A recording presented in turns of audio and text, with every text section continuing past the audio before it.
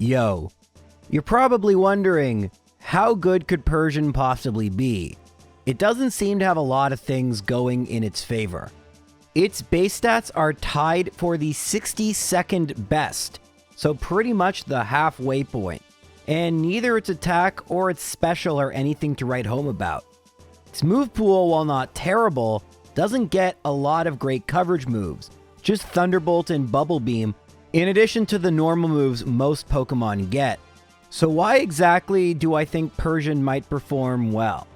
First off, its starting move pool is kind of alright. Getting both Screech to lower defense and Bite could be very helpful. Bite in the first generation is a normal move, so that's going to be pretty good.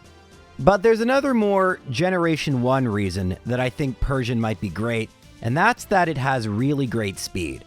115 base power, good enough for tied 7th best.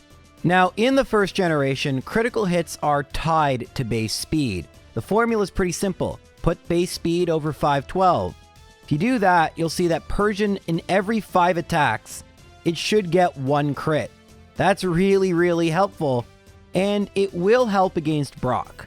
The thing is, though, you can't really do Brock minimum battles. I did try, it went terribly. Theoretically, if I wanted to spend like an hour, I probably could get a successful battle, but what's the point? It really doesn't take that much time to battle the bug catchers, and to make it even more consistent, you can battle the junior trainer before you battle Brock himself. Now, the strategy versus Brock is pretty simple. For the Geodude, you want to get off 2 Screeches. Now, Geodude will spam Defense Curl, so if that happens, you might have to use it more times. In this battle, I had to use Screech 4 times because Screech has a pretty decent chance to miss, and I got a couple Defense Curls. So the net negative defense for Geodude, if that makes sense, is -3. And you can see how much Bite does. Truth be told, it might even be advantageous to use Growl in the future, but as you can tell, this didn't take enough attempts for me to really experiment too much. The common failure point was Onix, just because Onix can do so many different things. It can use Screech, it can use Tackle, and it can use Bide. When it uses Bide, you want to spam Screech, and then you want to spam Growl, and you're basically hoping for good RNG. You need to be careful because Bide can last either 2 or 3 turns, so if you're going to use Bite while it's using Bide, you better hope that Onix faints. Additionally, we've talked about this before, you may have noticed that one of my Bites did way less damage. That's because critical hits ignore all stat modifiers in this generation, which makes them kinda bad sometimes. This is an example of where they're bad. Nonetheless, the strategy was pretty consistent. I actually had to beat Brock again because I forgot to save, so if you ever do these challenges yourself, make sure to save all the time so you don't have to redo stuff. But overall, a pretty solid start. We don't even have that much of a time deficit compared to some of the game's best that had super effective moves, let alone not very effective moves. Alright, now we get to head to Cerulean City, and I figured Rival 2 would be a little easier than Misty, so I decided to battle Rival 2 next. The first battle went pretty poorly. The Pidgeotto got a quick attack, and it was a 3-hit KO to knock it out. Like always, Abra can't attack, so that's not an issue.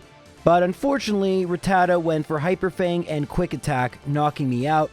The second try went a lot better. I decided to go for Screech after Pidgeotto used Quick Attack. It's still a 3-hit KO, although it only took 2 bites this time, so really didn't matter.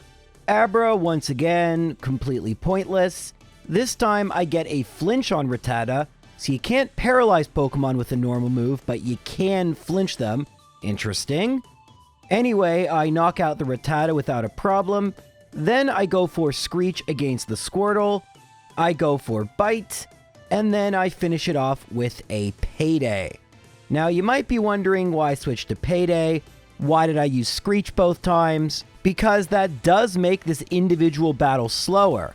However, because I'm using less power points for Bite, I have more power points to use for the rest of the trainers on Nugget Bridge and the routes to Bill's house, and thus, theoretically, I won't need to heal at the Pokemon Center. Unfortunately, I got some bad luck and ended up having to do that anyway, but that was the thought process, little things that make the run a little faster. After we finish with all that, we go to battle Misty. Really didn't go badly either. I use Bite, nearly knocks out Staryu. It goes for Tackle. I knock it out with Bite. I decide to go for Screech. It goes for Water Gun. Does quite a bit of damage, but Bite nearly knocks it out. Get kinda lucky with the Tackle, and I'm able to knock out Starmie no issues. Thus far, Persian is absolutely cruising through the early game. Things are also going to get even better because Persian is a normal Pokemon and it can learn Body Slam. We will go to pick up Body Slam because it is a significantly stronger move than Bite. And with Body Slam, we will one-shot every single one of Rival 3's Pokemon, albeit we got a crit against Pidgeotto. Don't know if that mattered. We don't get a crit against Raticate. We don't need a crit against Kadabra.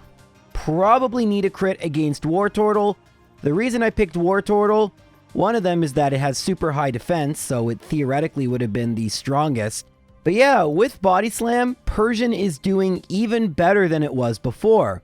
Will that continue with Lieutenant Surge? I actually forgot to heal before the battle. Doesn't matter, we one-shot Voltorb. Somehow the X-Speed goes first. That doesn't make a lot of sense to me, because as you're about to see, we outspeed Raichu. I'm not quite sure. Raichu thankfully goes for Thunder Shock. Thunderbolt probably would have knocked me out, but we are through 3 gyms, and pretty much we have our final moveset, with now Thunderbolt and Bubble Beam, the TMs we got from the last 2 gym leaders, being very helpful in Rock Tunnel. Alright, now we're on the road to Celadon City, and instead of meeting any friends along the way, we're gonna go and defeat Team Rocket, at least for the first time. Team Rocket is very, very easy. The battle with Giovanni is a complete joke. Bubble Beam will one-shot both the Onix and the Rhyhorn, and then we can use Body Slam for Kangaskhan. Does quite a bit of damage to me, mind you, but no problems here. That will continue as we go to face Rival 4. We can use Thunderbolt on Pidgeotto, which is a one-shot. We can use Body Slam on both Growlithe and Execute. Surprised at one-shot Execute. We also can use Body Slam on Kadabra. And Thunderbolt, probably the critical hit helped against Wartortle, but who's to say? At this point, Persian has surpassed even my highest expectations of it. It's keeping up with our top-tier Pokemon, despite its very mediocre stats. However, Pokemon like Persian typically tend to struggle in both the middle and the late game, since the levels do jump up. Of course, we aren't quite at the middle game yet, since this time I didn't forget Erika, and now's the time we have to battle her. I was a little worried how this battle would go. I don't one-shot Victory Bell with Body Slam, but it goes for Wrap and misses, so I'm easily able to knock it out. Tangela doesn't have anything that can damage me. It's also a 2-hit KO. I get a speed drop with Constrict, and yet, after I knock it out, I still outspeed Vileplume. It goes for Poison Powder, and I think you guys know what's about to happen. This isn't quite the battle I want to showcase. Too many lucky things happened, so I wanted to try once more to see if this battle really was this easy. This time, Victory Bell uses Poison Powder. I really wanted to see how much Razor Leaf would do, but I continued on anyway. I one-shot the Tangela due to a critical hit, and then Vileplume uses Mega Drain.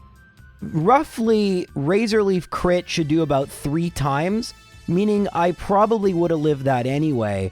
So the only combination of attacks that seem to be able to knock me out are a crit Razor Leaf and then a Petal Dance, maybe even a critical hit Petal Dance. Regardless, if I win twice in a row, I'm just going to leave it at that. Erika seems easy enough, and we're going to move on to the actual middle game. There are 2 battles that I can do, Koga or Rival 5. I opt to try Koga first. Unfortunately, I thought I had a potion, but I didn't, and I didn't want to heal. Coughing looked like it was about to be a 2-hit KO. Unfortunately, Thunderbolt might be doing a little bit less than Body Slam. It's hard to know, because Coughing has much higher defense than Special. Could just be a range either way, but we do knock it out. As for Muck, I get a lucky critical hit and then a minimize. I thankfully don't miss, so it was a 2-hit KO, but only because I got that critical hit. Coughing number 2 also was a 3-hit KO, and thus far, I haven't had my accuracy dropped, which is pretty good.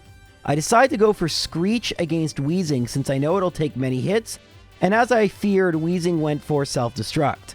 I was kind of curious if I could win even without healing if Wheezing decided not to go for self-destruct, but unfortunately, after the battle, at least for the first 3 Pokemon, roughly went in the same manner.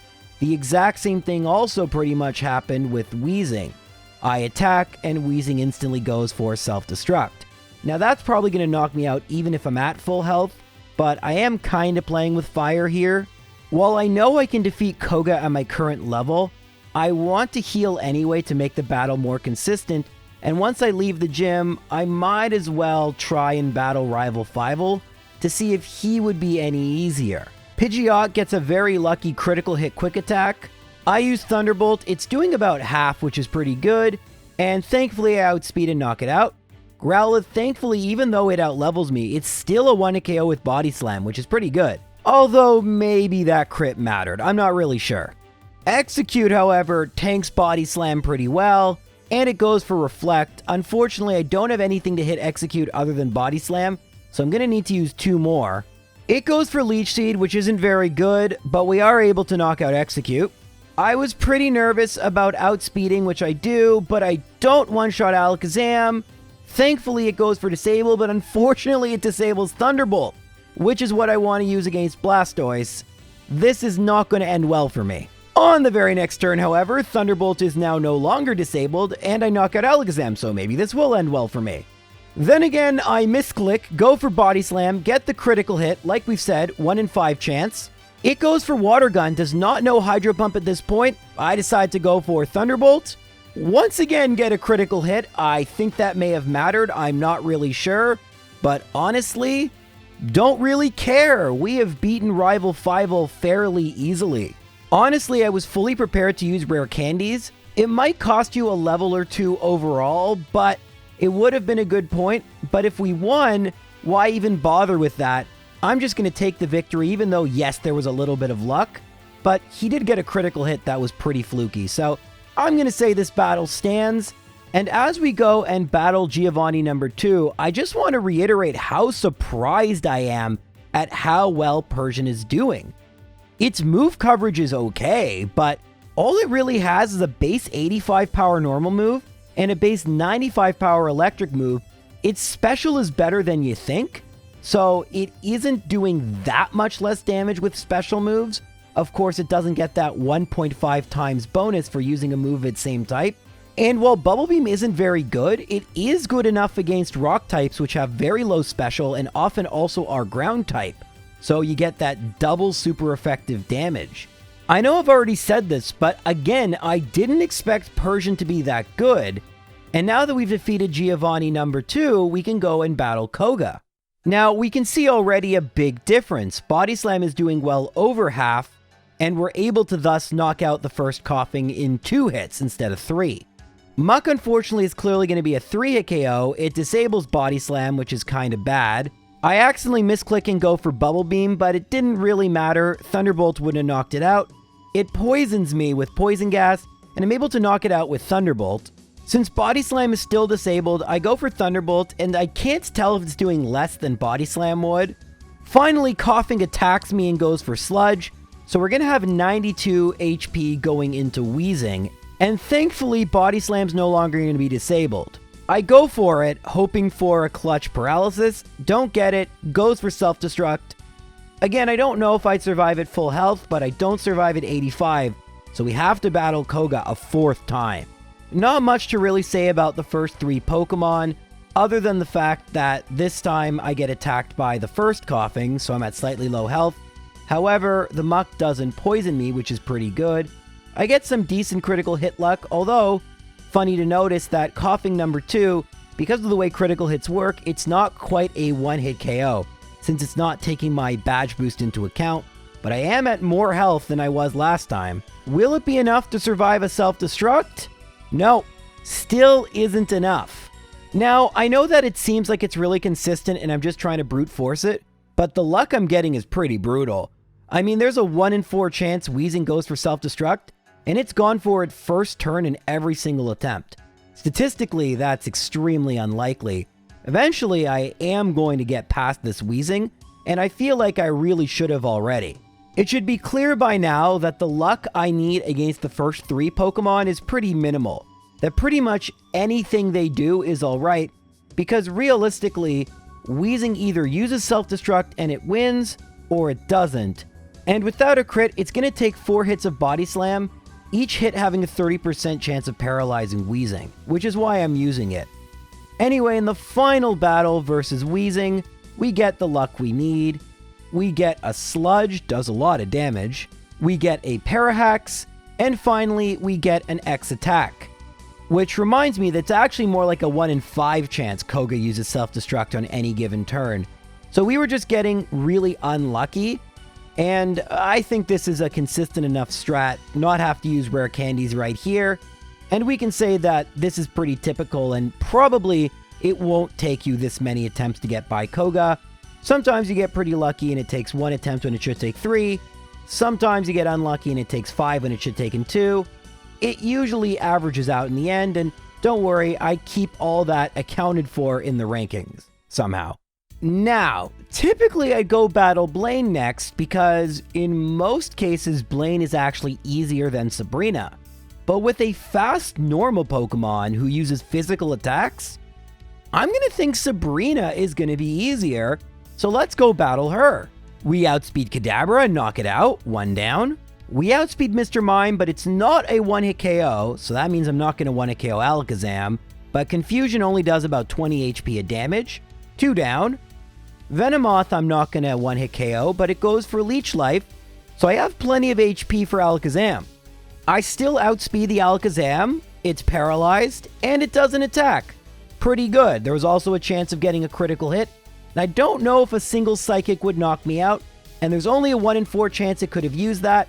Why am I trying to justify this? We beat Sabrina first try. I was right for coming here. Go me. It is actually not my birthday. My birthday's in January. Regardless, it is time to now go battle Blaine because there is literally no one else that we need to battle. Blaine leads with Growlithe. We get a critical hit, so we knock it out in 1 hit. That's good. We don't one-shot Ponyta, but it goes for Tail Whip. That's actually not great because of Arcanine, but we do knock it out. Body Slam is doing about 50% to Rapidash. We get Super Potion. Try for Body Slam again. Another Super Potion. Another Body Slam. Now Rapidash actually lives. And it goes for Stomp. Whatever. 3 down. All right, cat versus dog here. Will cat win? We don't do a ton of damage. It does do a ton of damage. All right, well, as everyone knows, cat's greatest weakness is fire, because everything in real life is weak to fire. So let's try this one again. And honestly, you know what? Let's just use the rare candies. We lost, and there's not really a better time to use them than right now. Why make this any more difficult than it needs to be? And by using these rare candies, we are going to get to level 51, and that's going to give us access to Slash. Now, critical hit ratios in Generation 1, we already know are messed up, but with moves like Slash with an increased critical hit rate, they will crit 100% of the time. Actually, that's not true. There is a 1 in 256. Yes, I am aware. There's a 1 in 256 chance that it doesn't crit because Gen 1 has bugs in it, but that is pretty much every move is going to crit. I feel pretty confident with that. And with Slash at level 51, we easily one-shot Growlithe. We easily one-shot Ponyta. I wasn't sure, but we one-shot Rapidash. Arcanine did not think it was going to one-shot, but Takedown does next to nothing. And yeah, pretty good call using the rare candies here. Getting Slash, it's a great move. We're going to be using it a heck of a lot because Persian can't really badge boost, so critical hits are obviously better than non-critical hits. It is big brain strats like these why I am the master of gimmicky Pokemon runs that don't count for anything. Anyway, we're going to go and battle Giovanni for the final time, hopefully. Rhyhorn, easy 1-hit KO with Bubble Beam. Dugtrio, we outspeed, easy 1-hit KO with Slash. Nidoqueen survives on quite a bit of HP, so we just need to knock it out. Unfortunately, it crits us, but that's not a big deal. Nidoking, I was hoping for the Parahax, and Slash was unlikely to 1-hit KO. Doesn't really matter, we have plenty of HP for Rhydon. Not sure if we're going to one-shot, and we do. This is why we have Bubble Beam. All right, pretty good. Persian is making great time, actually. Under 3 hours, getting to Rival 6 is top tier. But if there's any group of trainers that are gonna reign on our parade, it is these trainers. Also, the champion uses the water type, and cats don't like water. Look at the symbolism. Totally intended. I don't think Thunderbolt was gonna win a KO. I just opt to go for Slash. Pidgeot does barely anything to me with Wing Attack, and we knock it out with Slash. We already know from Giovanni, Bubble Beam will one-shot Rhyhorn, so that's 2 down. We know from Blaine that Slash should one-shot Growlithe, 3 down. I'm a little worried about Execute, and I had good reason to be. It does not one-shot, goes for Stun Spore, and unfortunately, we are now paralyzed. Even with our great speed, Execute outspeeds us, but it goes for Solar Beam so we can knock it out. Alakazam makes me taste my own medicine further, getting a critical hit of its own. We're able to knock it out, but I'm pretty sure that's the battle. And Blastoise goes for Hydro Pump. Pretty great. Okay, let's try that one again. Truth is, I probably should go for Thunderbolt and hope for the 1 in 5 crit chance, but I just go for Slash. Goes for Agility, goes for Agility again. So I knock out Pidgeot, no problem. We're going to knock out Rhyhorn, no problem, with a Bubble Beam. We're going to knock out Growlithe, no problem, with Slash. We're not going to knock out Execute, and it goes for Solar Beam. So that should put us in pretty good position. We outspeed the Alakazam, and we still one-shot. I was worried that was a range or something. Glad that it's not. Now it all comes down to Blastoise. And, oh, don't quite get the knockout. We do get the critical hit. See, that's why I should have done that against Pidgeot. Goes for Withdraw. Easy battle. So Rival 6 did give us a little bit of trouble, but it was really due to a 1 in 4 shot that Execute had of using Stun Spore. Anything else, really, probably we would have won the first try anyway. However, the Elite Four, I can see a lot of issues, namely Agatha. Lorelei and Bruno should probably be fine, but Agatha is going to be a nightmare. Anyway, we got a little while before we battle her, so might as well see if I'm even right. Is Lorelei going to be easy? Let's see. As always, Lorelei leads off with Dugong. I opt to go for Slash because I want to see how much it does, and Dugong goes for Rest. This will give me more than enough turns to knock it out. I go for Thunderbolt and get a crit. Not quite one-shotting. I've used my rare candies, so there's not much I can do about that. But Dugong is still asleep. I can knock it out. Next comes out Cloyster. Thunderbolt, not quite one-shotting Cloyster either. Goes for Spike Cannon and crits. Unfortunately, in Generation 1, if one hit crits, the entire attack crits.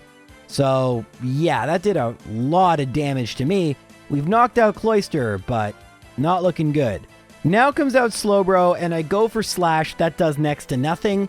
It goes for Growl, which is honestly just a positive because Slash crits anyway. Go for Thunderbolt, get another crit, and I knock out the Slowbro. Jinx is pretty terrible defense, and we knock it out with a single Slash, leaving just Lapras but very little HP. I go for Slash, it goes for Hydro Pump. So, turns out Lorelei might be a little tougher than I thought. Alright, attempt number 2, we go for Slash, it goes for Aurora Beam, and I go for Slash, and we knock it out.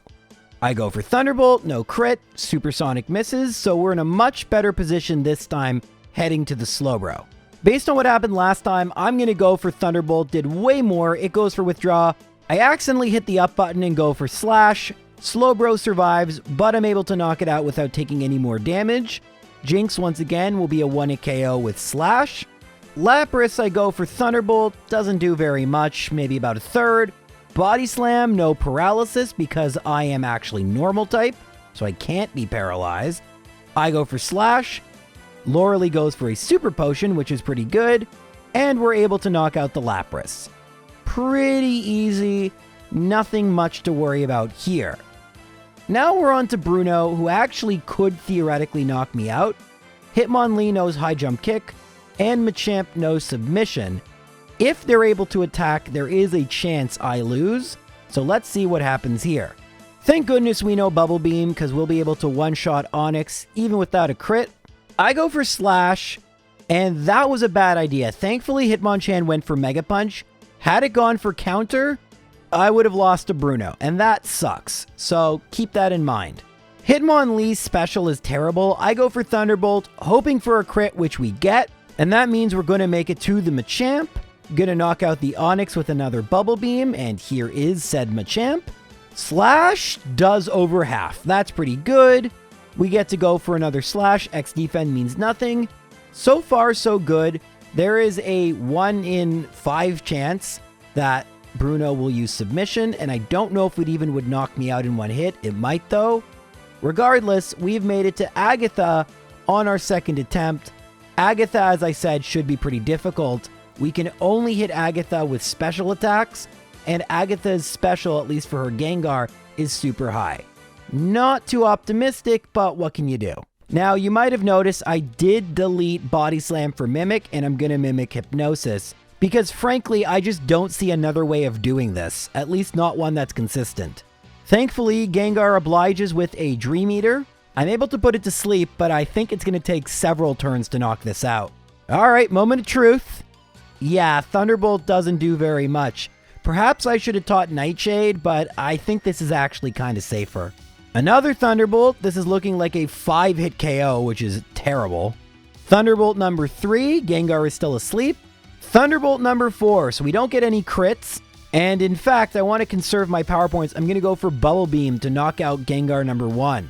Golbat is flying type. I'm going to go for Thunderbolt. Even though I'm running out of power points, it goes for Confuse Ray. Was worried about that. I try to go for Slash, but I hit myself in Confusion. Thankfully, swapped into Haunter. Hopefully, we'll be able to put this to sleep. Confuse no more. I do put it to sleep, but Haunter wakes up immediately. Try Hypnosis again. This time I miss, and it goes for Confuse Ray, and I'm confused once again. I hit myself in Confusion. Dream Eater does nothing. I hit myself in Confusion again, and I'm put to sleep, and I think you know how this is going to end. I stay asleep. Of course it goes for Dream Eater. Why wouldn't it? Not waking up anytime soon, and there goes the battle. That was pretty terrible, just as I predicted, and we gotta go and battle Lorelei again. This time, however, I have a slight modification to my strats. They won't come into play for the Dugong or the Cloyster. So we're just gonna hope for some good RNG. Growl qualifies as good RNG. We knock out the Dugong. You might notice I do slightly more with Thunderbolt because of that Growl. Unfortunately, I'm now confused, which is terrible. I hit myself in Confusion, Spike Cannon, 3 turns, whatever. I'm able to hit the Cloyster, and now we're going to use my strategy, which is going to work really well. I snap out of Confusion anyway, and we're going to mimic Amnesia. What we're going to do is use 3 Amnesia. The only attacking move you can see Slowbro can use is Water Gun, and so we have plenty of turns to set up. Once we have all 3 Amnesia, we're going to be able to one-shot Lapras easily with Thunderbolt, and the only Pokemon that would give us any trouble for Lorelei is no longer going to give us any trouble. So in the future, we don't need to narrate these battles because unless something crazy happens, pretty much it's just 2-shot Dugong, 2-shot Cloyster, mimic Slowbro, knock it out with a Thunderbolt, knock Jinx out with a Slash, and then easily knock out Lapras with a Thunderbolt. Bruno, on the other hand, actually might be less consistent, because although we're easily going to knock out both Onix with Bubble Beam, Hitmonchan is not going to be a 1-hit KO unless I crit with Thunderbolt, and it can always crit with Mega Punch. It also could have used Counter. I really should stop using Thunderbolt. Hitmonlee was a one-shot last time due to a crit. This time we get an X defend, but after that crit from Mega Punch, any attack from Hitmonlee should have been enough to knock me out. And then finally the Machamp, it is now a 1 in 5 chance we get Submission and lose. Actually, probably less because Submission itself only has an 80% chance of hitting. So it's kind of weird that there is an actual run out there where Bruno is less consistent than Lorelei. Thus far, we've yet to lose to him though. Now we have to battle Agatha again, and once again I'm going to go for Mimic and Mimic Hypnosis. Gengar goes for Nightshade, which while not ideal, is fine, I guess. We do put Gengar to sleep, and it is staying asleep. Hopefully we do get 1 crit. That would be nice. Unfortunately, my misclicking continues. I get a slash that does nothing because it's a ghost Pokemon, so that sucks. Go for Thunderbolt, it wakes up, so I would have had to have used another Hypnosis anyway. Thankfully, we are now 3 for 3 with putting this Gengar to sleep. And there it is! The Generation 1 miss! 1 in 256 chance of that happening. Just a great battle so far. Gengar is still sleeping though. Thunderbolt, still no crit, but it's still asleep. Another Thunderbolt, and that Gen 1 miss will matter because the Gengar is now awake. It doesn't make much sense to try the 60% chance of putting this to sleep. I'm just going to go for Thunderbolt and hope it doesn't do anything too bad. Thunderbolt paralyzes and it gets a Parahax. So I can't get the crit, but I get a Parahax. That is way less likely. 10% and then 25, so a 2.5% chance? Sure, we knock out Gengar number 1. Now Golbat, I can get a critical hit on. That's why I went for Thunderbolt. 2 down. All right, gotta put Haunter to sleep. Unfortunately, I don't. It goes for Nightshade. So 1 more hit from the second Gengar, 2 more from this Haunter. I miss again. Nightshade again. I'm at 5 HP. Please. No. Oh. Alrighty. This is going super well. So as we battle Lorelei, this is a good time to mention what makes Red and Blue so much more difficult than other games. I mean, sure, in some ways it's a lot easier. But in terms of how many useful moves Pokemon get, there are just so many Pokemon that really don't have good options. As of Generation 3, Persian could use Dig, but it can't here. It also doesn't have moves like Night Slash, which wouldn't be invented for several generations. There just isn't a lot of coverage. And since Special is both offensive and defensive, it's just really hard to knock out a special wall like Gengar when Persian doesn't have any strong physical attacks it can really use. Additionally, unless I were to allow Double Team, which we don't, we ban evasion moves in these runs, Persian cannot set up badge boosts on its own. We've seen Dugong use a Growl, and had it used 2, I could actually one-shot Cloyster. But aside from the accidental boosts we're getting from using Amnesia, which I'm using legitimately because I actually want the special, we can't set up against Gengar 1 to have a much easier chance against Agatha's team. So now that we've knocked out all Lorelei's Pokemon, time to go and see how Bruno is going to go. We're going to Bubble Beam the Onix, and I don't know why I'm going for Slash against Hitmonchan. I'm just asking to get countered, but I do, and it goes for X-Defend. I knew I messed up. I go for Thunderbolt against Hitmonlee, and once again X-Defend, but we're getting so lucky against Bruno. Hitmonlee should have attacked at least 1 time. In fact, we might be going through all of Bruno without taking any damage. We're now at the Machamp, and it doesn't attack once again. So yeah, we're actually getting pretty solid luck versus Bruno. I think this speaks to the fact how bad Bruno truly is. Even in a matchup that Bruno should do well against, we have still defeated him 4 consecutive times. Which is why I don't save between Elite Four members, because it seems that even the strategy that seems like it's a little lucky is consistent enough that Bruno's not really being an obstacle.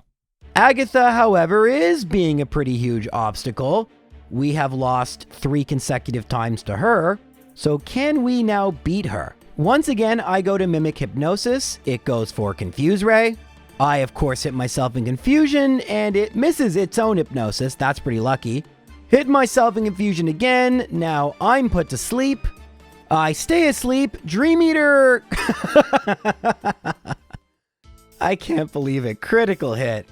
I mean, we're starting to get to the point where I think that if Persian cannot get past Agatha, 4 consecutive losses is usually where I start thinking that it's time to maybe try an alternate strategy. We have gotten some pretty brutal luck versus Agatha, but it's not like the strategy we're relying on isn't luck-based as well. 60% chance for Hypnosis to hit. There is also the 1 in 4 chance it goes for Hypnosis, the also 1 in 4 chance it goes for Confuse Ray. There's just so many different probabilities at play, which is why I hate the Agatha battle in Red and Blue. I actually prefer it in Yellow. Even though Agatha's team is arguably better with more move coverage, the fact she doesn't spam Hypnosis and Confuse Ray makes her a lot more consistent and fun.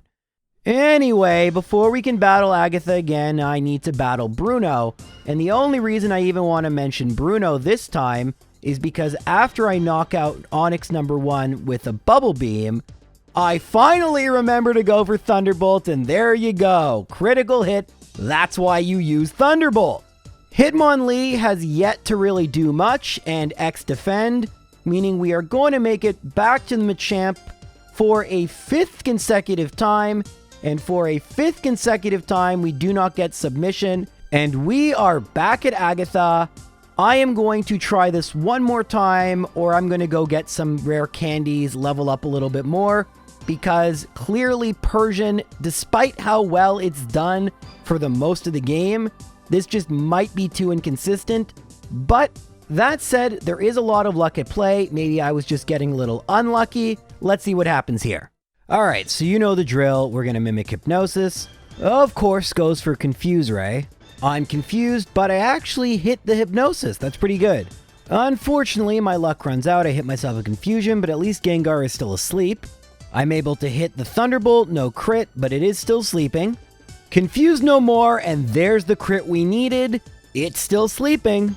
And we're going to knock it out regardless. It's still sleeping anyway, so that is 1 down. Alright, now Golbat comes out. Let's go for Thunderbolt, no crit. Unfortunate Confuse Ray. I hit myself in Confusion. It uses Haze, which isn't great because I lose 12.5% on my stats. Still knock out the Golbat. We aren't confused anymore, so we can go for Hypnosis. Thankfully, it lands and Haunter stays asleep. Unfortunately, my run of misclicks continue. I click Hypnosis. That was amazing, but Haunter is at least still sleeping. Alright, let's use Thunderbolt. Okay, critical hit. It's going to be a 4-hit KO. It's still asleep. Thunderbolt. Alright, very good. So we're going to knock out the Haunter, assuming no Gen 1 miss, which we don't get. And we level up, so our Thunderbolts are going to do slightly more damage to Gengar. We're going to go for Slash anyway against Arbok. So, alright, almost knocks it out. Screech is honestly pretty good. Thunderbolt will do slightly more now. And now it's all up to the final Gengar. At least it can't put us to sleep, but 60 HP per Nightshade. Because of that, I'm going to try to put it to sleep, and we've gotten great Hypnosis luck. It stays asleep. 1 Thunderbolt, it stays asleep. 2 Thunderbolts, probably going to be a 5-hit KO. It stays asleep. 3 Thunderbolts, it stays asleep, and we're going to win. 4 Thunderbolts, Super Potion isn't great, but we still win because it can't attack the turn it wakes up. 5, and just for good measure, Gengar, I think, got maximum sleep. So, for the first time, we have defeated Agatha. But I don't think Lance is necessarily going to be super easy. I mean, other than the Gyarados, Dragonair, Aerodactyl, Dragonite, I don't really think we're going to do as much damage as we need to, and certainly they're going to get opportunities to attack me.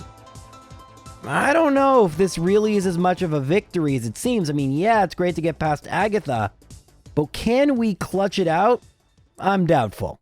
Thunderbolt does 4 times against Gyarados. I'm going to go for it, and it doesn't knock it out. Okay, that's not good. At least it went for Leer, and it failed, but that's a really bad sign. I'm going to go for Slash on Dragonair. Does really good damage, but doesn't knock it out. It goes for Hyper Beam. Okay. We're going to mimic Hyper Beam. In Generation 1, if Hyper Beam knocks out a Pokemon, you don't need to recharge, but if it doesn't, you do. We can mimic on the turn Dragonair is recharging, and we can knock it out safely. Even with a crit every turn, the effective base power of Slash is around 140, and it doesn't get affected by badge boosts, which Hyper Beam does. Of course, if we get a crit, that's even better, but it is a better move, as you can see by 1-hit KOing the Dragonair. Aerodactyl, I have to go for Thunderbolt. Obviously doesn't one-shot, Supersonic misses. That's really good. And now it all comes down to Dragonite. I don't think Hyper Beam's going to one-shot. I'm going to go for Slash, and it goes for Agility, so it will outspeed me now, probably. Hyper Beam will knock it out, but what if it uses Barrier? No! Alright, it gets 2 turns. Turn 1 is Slam, and that almost knocked me out. Oh, no. Turn 2, Barrier. We win. Wow. What horrible luck. Agility, Barrier. So as we were saying, Hyper Beam, we don't have to recharge if we knock out. We didn't there. Well, that was something.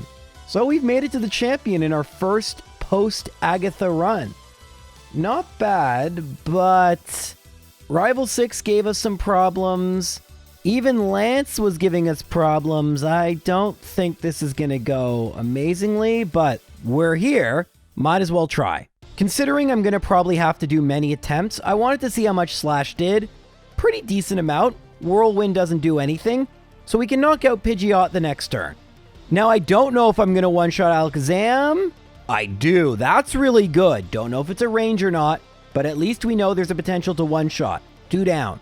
Even with the 4 times damage to Rhydon, I don't know if Bubble Beam will one-shot. It does. All right, that is half the team down. But now we have Arcanine. Slash is going to do more than Bubble Beam. It does about half. It goes for Takedown. Does pretty decent damage, but that does mean we can knock out Arcanine on the very next turn. Only 2 Pokemon remaining, one of them being Executor, which can put me to sleep. I'm hoping this will do half. It doesn't. Executor goes for Stomp, and my HP is slowly being whittled away. I go for Slash again, and it was so close. This definitely was potentially a 2-hit KO. It goes for Barrage, but crits. Oh my god, thank goodness that was 2 hits, but 1 more attack and we're done. The way I see it, it's a 1 in 5 chance of winning. If we get a crit, we win. Otherwise, Blastoise is going to obliterate us. I go for Thunderbolt. No critical. No way. No way. What is with the champion battles? And oh my god. That was quite an ending. Don't know what to say about that. 10% chance to paralyze, 25% chance it doesn't attack, so a 2.5% chance. Whatever, man. Persian was way better than I thought it would be. In real time, despite the fact this was my 5th try on the Elite Four, it was still under an hour, which is crazy, crazy good. But that was a pretty lucky champion battle. So where exactly do I put Persian? Looking at our past rankings, it looks very similar to Vaporeon, a level lower and just around the exact same time. With that said, would I not have had to level up a little bit, possibly giving it a time more similar to Flareon, if I didn't get that crazy luck versus the champion? It's impossible to say, really. It's a tough call, but because of that, I'm reluctantly going to put it in the B tier, but I'm going to put it below Vaporeon. The truth of the matter is, it's never going to be super scientific when you only do 1 run. Even when I do try to reset past some crazy luck, it's just gonna pop up. And the truth was, Persian did breeze through the majority of the game, and heck, other than Agatha, breezed through the Elite Four, and the real time reflected that. So I'm going to just defer to what happened. Persian is apparently a B tier Pokemon. By far the weakest of the Pokemon in this tier in terms of base stats. Not a great move pool, yet its speed and the moves it did get helped it absolutely obliterate Pokemon Red and Blue. So that's all for me. Thank you guys for watching, and I'll be back in however many days with a new video. Take care.